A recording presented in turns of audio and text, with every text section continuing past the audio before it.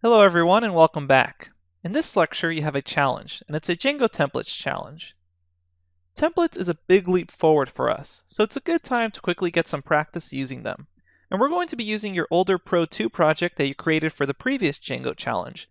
If you don't have that project anymore, just quickly recreate it using the creating project commands and the creating application commands that we've learned in previous lectures. Once you have that set up, you want to go ahead and complete the following tasks.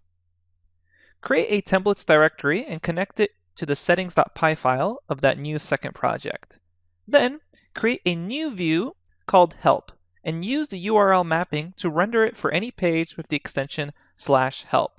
So again, you're going to go to your second project folder, create that second new application, create a new view, so a function within that views.py file, and use the URL mapping that we've learned to actually create a rendering for any page with the extension /help. And then I want you to use template tags to return help page.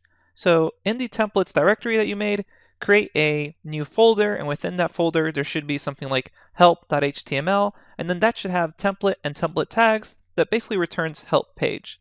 So just get everything connected so that it's clear that you understand how to use templates to connect to a view and actually inject code into the template HTML.